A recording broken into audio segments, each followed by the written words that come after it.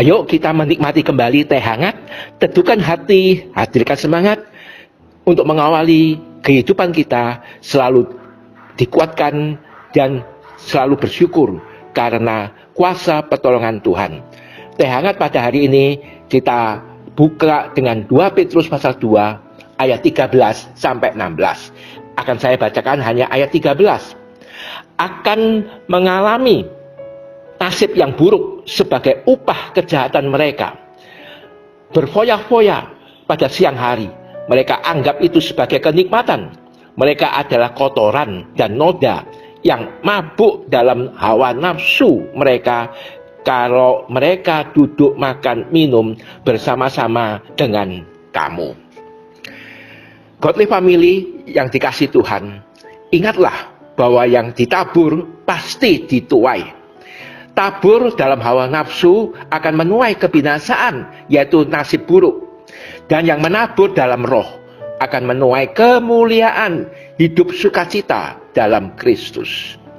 Di dalam pasal 2, Rasul Petrus telah menulis hal-hal mengenai guru-guru dan nabi-nabi palsu, khususnya ciri-ciri hidup mereka, supaya kita selalu awas dan jadilah kuat, supaya lepas dari segala pikatan, tawaran dan tidak ikut-ikutan terpikat, tergoda untuk hidup dalam hawa nafsu mereka yang berdosa.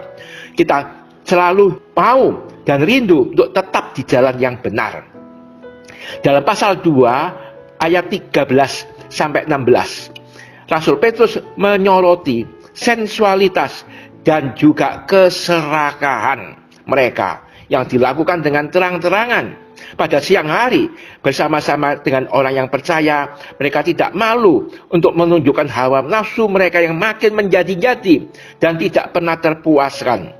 Hidup orang percaya, anak-anak Tuhan yang seharusnya kudus, tidak bercelah. Hidup guru-guru palsu bagaikan binatang yang liar. Rasul Petrus mencelah mereka bagaikan mereka itu kotoran dan noda.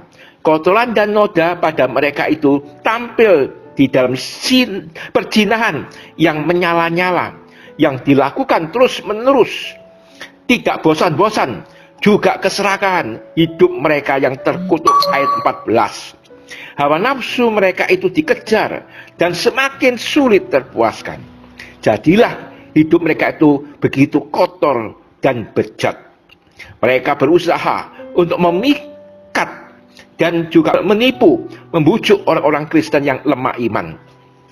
Oleh sebab itu, jadilah waspada supaya kita menjadi contoh orang-orang Kristen yang hidup kudus. Jangan menjadi contoh nabi yang orang upahan, yaitu Bileam, yang mengingatkan agar berjalan menurut jalan Tuhan, hidup di dalam kebenaran.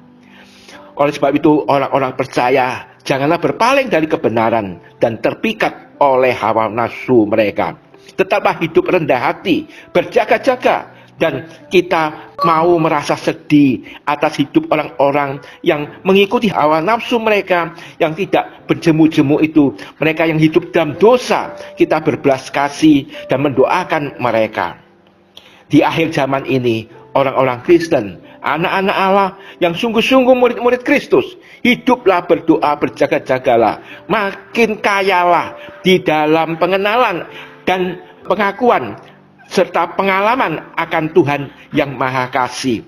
Rindulah terus untuk hidup penuh dengan firman Tuhan dan dipenuhi Roh Kudus yang menuntun dan membimbing kita, memenuhi hidup kita dengan kebenaran. Mari kita tunduk kepala, kita berdoa.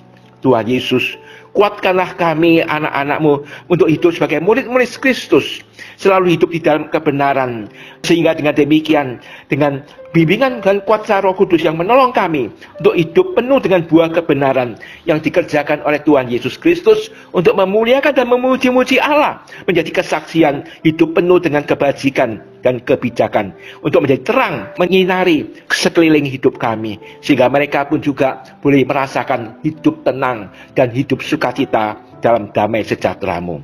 Demi nama Tuhan Yesus kami berdoa. Amin.